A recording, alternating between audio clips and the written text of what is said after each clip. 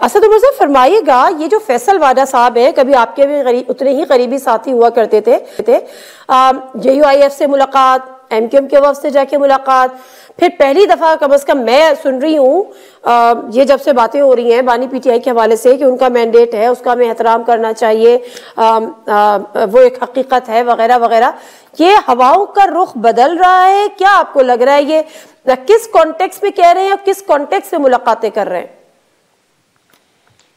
یہ تو خیر آپ کو فیصل ہی بتا سکتے ہیں یا کوئی اور کوئی جو سسٹم کا انسائڈر آپ کا تجزیہ سر کہ اس کے پیچھے راز کیا ہے. لیکن دیکھیں جو وہ بات کر رہے ہیں انہوں نے جو یہ بات کی ہے کہ سب کا مینڈیٹ بشمول تحریک انصاف کا مینڈیٹ جو ہے اس کو ماننا پڑے گا اور جبھی آگے معاملات چل سکتے ہیں اور سب کو ساتھ بیٹھ کر بات کرنی پڑے گی. میرے خیال میں اس بات سے تو کوئی بھی ذی شعور انسان جو ہے وہ اختلاف نہیں کرے گا. اور میں تو کم سے کم بہت عرصے سے یہی بات کر رہا ہوں کہ اگر ہم نے آگے بڑھنا ہے تو لوگوں کو کیا سیاسی پارٹیز کو اور جو لوگ اس سسٹم کا حصہ ہیں جو سسٹم کو چلا رہے ہیں وہ جب تک ساتھ بیٹھ کے کوئی راستہ نہیں نکالیں گے تو خرابی بڑھنے کے چانس زیادہ ہیں، اچھائی کی امید کم ہے. سر آپ جیسے لوگ تو یہ باتیں کر رہے تھے، لیکن فیصل واڈا صاحب کا اچانک یہ جو باتیں کرنا حکومت کے لیے کسی پریشانی کا سبب ہو سکتا ہے آپ کی نظر میں؟ دیکھیں ظاہر ہے جس طریقے سے سب لوگ اس کو دیکھیں گے اس وقت فیصل کا ایک رول ہے، ایک لوگوں کے ذہن میں خاکہ ہے کہ فیصل جب بات کرتے ہیں تو وہ کس کی نمائندگی کر رہے ہیں. تو اس کو ذہن میں رکھتے ہوئے آپ کا سوال سمجھ میں آتا ہے کہ آپ یہ سوال، اور مجھے یقین ہے کہ بہت سارے اور بھی لوگ جو ہیں وہ ضرور یہی سوال پوچھ رہیں گے، یہ تجسس ضرور ان کو ہوگا. لیکن جیسے میں نے کہا کہ پہلے تو پیغام کو دیکھا جائے کہ کیا پیغام ٹھیک ہے، پیغام ٹھیک لگ رہا ہے. تو ہمیں تو اس سے کم وہ جو چاہتے ہیں کہ ملک واقعی میں بہتری کی طرف چلے، سیاسی نظام کے اندر استحکام آئے، جو تحریک انصاف کے لیے بھی بہتری پاکستان کے لیے بھی بہتری دیکھنا چاہتے ہیں، عمران خان کے لیے، تحریک انصاف کے لیے، تو میرے خیال میں ان کو تو یہ ساری باتیں جو ہے وہ امید افزا لگیں گی. حکومت کا مسئلہ یہ نہیں ہے کہ فیصل واڈا کیا کہہ رہے ہیں. حکومت کا مسئلہ یہ ہے کہ پہلے وہ ایک الیکشن کے ذریعے حکومت کے اندر آئے جس کو پاکستان میں میرے خیال میں کوئی بھی ماننے کو تیار نہیں ہے کہ وہ واقعی میں ایک منتخب شدہ حکومت ہے جو اقتدار میں بیٹھی ہوئی ہے. اور اس کے بعد جو ان کی کارکردگی رہی ہے، جو سیاسی طور پہ ان کی ناکامی رہی ہے، جو عوام کے اندر ان کے بیانیے کو مسترد کیا گیا ہے، ان کی پریشانی اس وجہ سے ہونی چاہیے چاہے فیصل واڈا کو اسٹیٹمنٹ دیں یا نہ دیں. سر آپ نے جو حکومت کی کارکردگی کی بات کی، میں اس سے صرف ایک سوال کر لوں پھر آگے ذرا چلتے ہیں دیگر معاملات پہ. حکومت کی کارکردگی کی آپ نے بات کی، معاشی کارکردگی کے تو آپ بھی متعارف رہے ہیں. ابھی پچھلے کسی پروگرام میں آپ کو سن رہی تھی تو آپ تو اشاریہ بہتر دینے کی بات مطلب تجزیہ کر رہے تھے، تو اس کا مطلب ہے کارکردگی بری نہیں ہے. اچھا، جو پہلی بات تو معیشت کی 2022-23 کا جو سال تھا وہ پاکستان کی تاریخ کا بدترین معاشی سال تھا. اس سے ڈیفینیٹلی بہتری نظر آ رہی ہے، اور جتنے خراب حالات تھے، جتنی لگتا تھا بس اب ڈیفالٹ ہونے والے ہیں، اس سے بہتر صورتحال ہے. لیکن اس صورتحال کے اندر ایک حکومت، ایک وزیر اعظم جو بے بس نظر آتا ہے، جو تقریباً خود بیٹھ کے حکومت کے وزراء اگر آپ کے پاس آن ایئر نہیں کہتے ہوں گے تو آف ایئر تو آپ کے ساتھ بیٹھ کے ضرور یہ کہتے ہوں گے کہ ہمارے پلے تو ہے کچھ نہیں، ہمارے پاس تو فیصلہ کوئی ہمارے ہاتھ میں نہیں ہے. تو پھر کوئی اگر اچھی چیز ہو رہی ہے تو اس کا کریڈٹ لیتے ہوئے بھی وہ اچھے نہیں لگیں گے. اور مسئلہ یہ ہے کہ اصل جو دیکھیں ان کو کام جو اس وقت کرنے کو دیا گیا ہے وہ ہے سیاسی رول، اور اس سیاسی رول کے اندر وہ مکمل طور پہ ناکام ہے. اور اس کی نتیجہ کیا ہو رہا ہے؟ کیونکہ وہ سیاسی طور پہ ناکام ہے اس لیے جو ہے وہ انتظامی کارروائی جو ہے وہ سخت کرنی پڑ رہی ہے. چھاپے پڑ رہے ہیں، گرفتاریاں ہو رہی ہیں، مقدمے بن رہے ہیں، بار بار جو ہے وہ ایک مشکل کا سامنا کرنا پڑتا ہے، نئے قوانین بنائے جا رہے ہیں. یہ ساری چیزیں جو ہیں یہ کیوں کرنی پڑ رہی ہیں؟ یہ اس لیے کرنی پڑ رہی ہیں کہ حکومت وقت سیاسی طور پہ مکمل طور پر ناکام ہو چکی ہے. آپ کی بات کو میں اس کو اگر انٹرلنک کروں، ابھی جو فارمیشن کمانڈرز کی جو کانفرنس ہوئی اس میں جو پریس ریلیز سامنے آئی اس میں انہوں نے کہا، حکومت سے مطالبہ کیا کہ ایسے قوانین بنائیں جس سے اس کو کاؤنٹر کریں جو سوشل میڈیا اور فیک نیوز وغیرہ. ایک تو یہ. دوسرا رانا ثناء اللہ صاحب کا بیان آن ریکارڈ ہے، انہوں نے کہا کہ کسی جگہ پہ آرمی چیف صاحب جب تھے تو انہوں نے یہ بات شاید کی، یہ رانا ثناء اللہ صاحب کی بات کوٹ اینڈ کوٹ کر رہی ہوں، کہ اگر حکومت کے حوالے سے کہ اگر 9 مئی کی پراپر پروسیکیوشن ہو جاتی تو شاید 26 نومبر نہیں ہوتا. تو اس کا مطلب ہے کہ اگر ہم اس کو لنک کریں تو حکومت کی کارکردگی نیریٹو بلڈنگ لے لے, سوشل میڈیا کنٹرول لے لے, پولیٹیکل اینگل سے لے لے, جو آپ بات کر رہے ہیں اس سے کچھ تحفظات ہیں دوسری طرف. وہ تو سب کو نظر آ رہے ہیں نا نادیہ, وہ مجھے بھی نظر آ رہا ہے, وہ آپ کو بھی نظر آ رہا ہے کہ دیکھیں, یہ پہلے بھی میں بات کر چکا ہوں کہ ہم ایک نظام سے گزر رہے ہیں. ہماری حکومت بھی جب تھی تو اس وقت بھی کیا کہا جاتا تھا کہ ایک ہائیبریڈ نظام ہے. آج کل لوگ کہتے ہیں کہ وہ ہائیبریڈ نہیں ہے, ہائیبریڈ پلس نظام ہے. لیکن اس ہائیبریڈ نظام ہو یا ہائیبریڈ پلس نظام ہو, جو سیاسی حکومت ہے اس کی ذمہ داری ہے سیاست کو ہینڈل کرنا.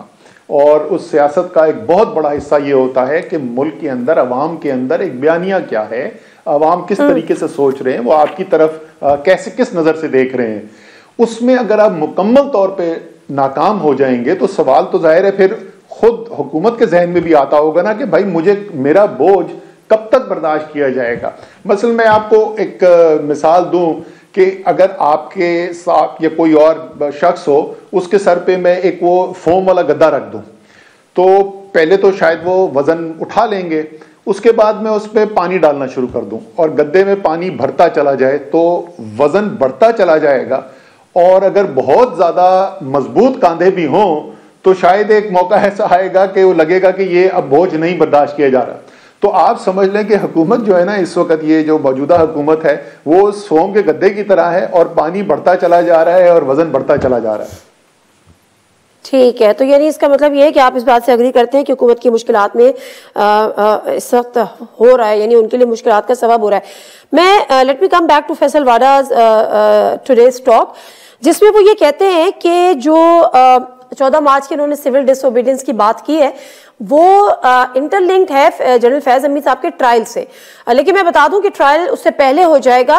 سر لنک کیا لنک ہے, مطلب خان صاحب کا فیض حمید صاحب کے ٹرائل کا, خان صاحب کو کوئی خطرہ ہے, خان صاحب لگتا ہے کہ اس کے ٹرائل کے بعد ان کی باری ہوگی, کس چیز سے لنک کر رہے ہیں واڈا صاحب؟ نہیں, سچی بات ہے, مجھے نہیں سمجھ میں آیا کہ دونوں کا آپس میں کیا لنک بنتا ہے, کہ وہ ٹرائل کہاں پر پہنچا ہے اور اس کے نتیجے میں کیا ہو سکتا ہے. مجھے بھی دیکھنے سے یہ سمجھ میں نہیں آ رہا کہ دونوں کا آپس میں کیا تعلق ہے. جنرل فیض حمید کا کتنا انفلوئنس تھا جس وقت خان صاحب جو ہے وہ وزیر اعظم تھے, اور اس میں بشرا بی بی کا کیا لنک تھا؟ یہ جو ہے نادیہ, ہم نے جو ہے, میں جب سچی بات ہے جس وقت ہم حکومت میں تھے اس وقت تو میں نے یہ کسی سے نہیں سنا تھا, ٹھیک ہے نا. اس کے بعد اور خاص طور پہ پچھلے 1 سال میں نے لوگوں سے سننا شروع کیا ہے کہ جی بڑا وہ نیکسس تھا اور وہ ساتھ کام کرتے تھے. لیکن سچی بات تو یہ ہے کہ میں آپ کو یہ کہہ سکتا ہوں کہ کم سے کم میرے سامنے کسی نے اس وقت نہیں کہا تھا. مجھے نہیں پتا کہ پیچھے کوئی نیکسس تھا یا نہیں تھا, لیکن یہ میں ضرور کہہ سکتا ہوں کہ اس قسم کی چہمگوئیاں بھی کوئی نہیں ہوتی تھی اس وقت. یہ اب حکومت جانے کے بعد, حکومت جانے کے بھی کچھ عرصے کے بعد یہ خبر سننی شروع ہوئی ہے ہم نے کہ ایسا کوئی نیکسس تھا.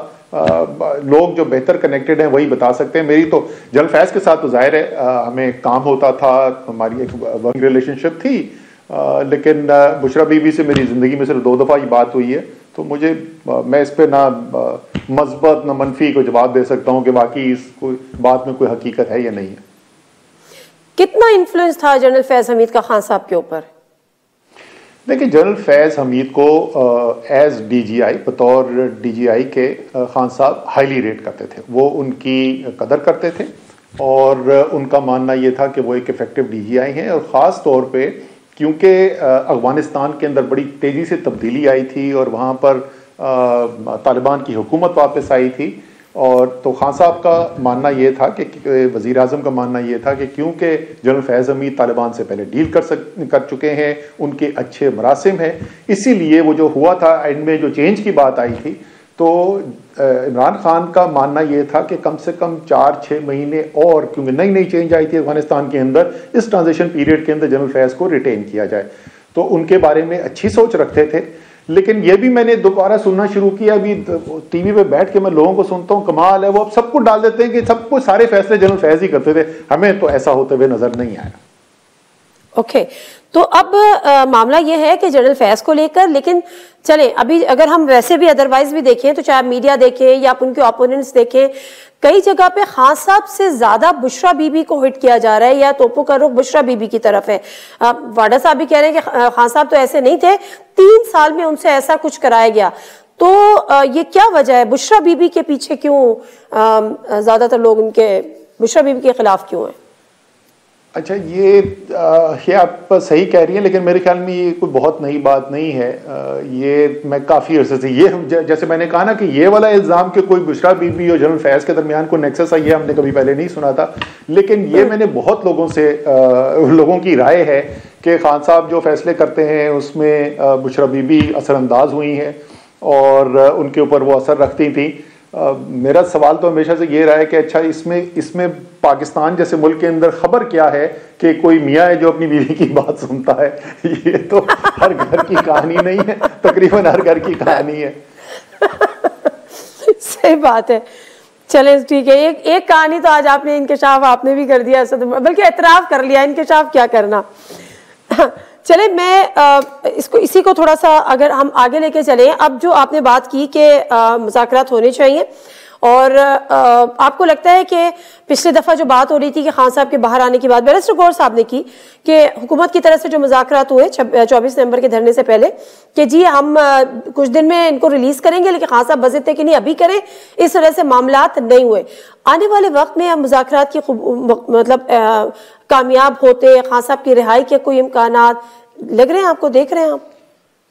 دیکھیں، میں پر امید اس وجہ سے رہتا ہوں کہ مجھے اس بات چیت کے ذریعے میں مثبت حل نکلنا و جو تمام فریقین ہیں ان کی بہتری میں نظر آتا ہے. کسی کی فوری بہتری میں نظر آتا ہے، کسی کی لانگ ٹرم بہتری کے اندر نظر آتا ہے. مجھے نظر آتا ہے کہ یہ کرنے سے ملک تو بہتر ہوگا ہی ہوگا، لیکن جو فریقین ہیں ان کے لیے بھی مجھے اس کے اندر بھلائی نظر آتی ہے. اس لیے مجھے امید اسی بات کی رہی ہے اور ابھی بھی آج بھی وہ امید ہے.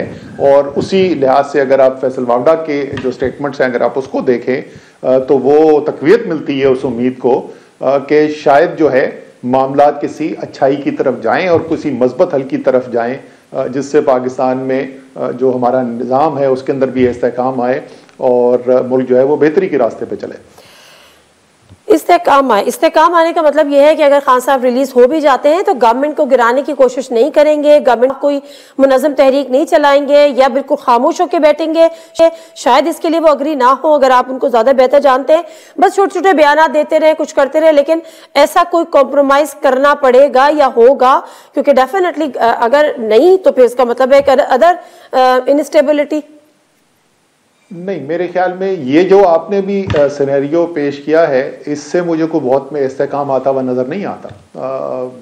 لیکن اگر کوئی ایسی انڈرسٹینڈنگ ریچ ہوتی ہے جس میں آگے کے جو اقدام ہیں اس کے اوپر کوئی اگریمنٹ ہو جاتا ہے، اور ضروری نہیں جیسے میں نے کہا کہ فوری طور پر کوئی بہتری نظر آئے، لیکن ایک کلیئر روڈ میپ نظر آ جاتا ہے کہ آپ ایک شفاف نظام کی طرف جا رہے ہیں، ایک ایسے نظام کی طرف جا رہے ہیں جہاں پاکستان کے عوام کا مینڈیٹ جو ہے اس کو تسلیم کیا جائے یا ایک نئے مینڈیٹ کی طرف جایا جائے، تو پھر استحکام آ سکتا ہے. استحکام کا مطلب یہ نہیں ہے کہ یہ حکومت رہے گی تو استحکام ہوگا. اگر اس سے استحکام رہ سکتا تو حکومت تو ہے اس وقت پاور میں، لیکن میرے خیال میں کوئی بھی یہ دعویٰ نہیں کرے گا کہ آج استحکام ہے.